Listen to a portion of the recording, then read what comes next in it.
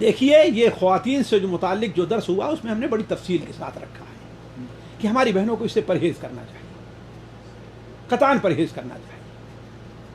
اس میں بہت سی خرابیاں ہیں، ان میں سے خرابیاں یہ بھی ہیں کہ ایک سوال ہے مجھے آپ سے کہ کیا عورت کو غض بصر کا حکم دیا گیا کہ نہیں حکم دیا گیا؟ وَقُلْ لِلْمُؤْمِنِينَ يَغُضُّوا مِنْ أَبْصَارِهِمْ وَقُلْ لِلْمُؤْمِنَاتِ يَغْضُضْنَ مِنْ أَبْصَارِهِنَّ وَيَحْفَظْنَ فُرُوجَهُنَّ، ہے کہ نہیں؟ تو یہ بتائیے کہ جو ویڈیو وغیرہ ہماری بہنیں اپلوڈ کرتی ہیں ان کی نظر نیچی رہتی ہے کہ ان کی نظر لوگوں سے ملی رہتی ہے؟ بتائیں آپ کیا رہتی ہے؟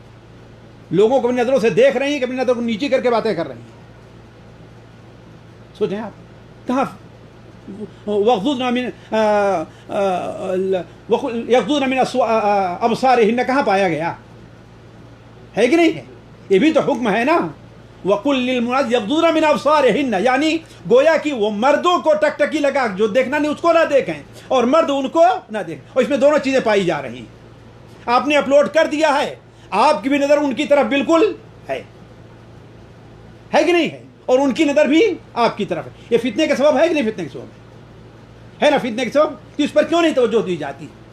اسی طریقے سے اس نام کے اوپر کس قسم کی باتیں آج آپ دیکھیں پیش کی جا رہی ہیں، اور کیسی کیسی لوگ پتہ نہیں عنوان کون لگاتے ہیں، وہ لگاتی ہے کہ دوسرے لوگ لگاتے ہیں، ایسے عناوین ہے کہ اللہ قسم مجھے بھی آپ لوگوں سامنے اسے بیان کرتے شرم آتے رہے، ایسا ہے نا ایسے عناوین؟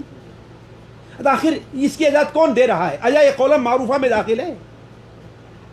یہ چیز جو خاص عورتوں کی مجلس کے لیے ہونی چاہیے وہ صرف عورتوں کی مجلس نہیں، صرف آپ مردوں کی نہیں بلکہ نوجوانوں، شہوت پرستوں، غیر مسلموں، ہر ایک کی مجلس کے لیے آپ نے کھول دیا اس کو۔ اس کی اجازت کون دیتا ہے؟ کس نے دیا اس کی اجازت؟ جی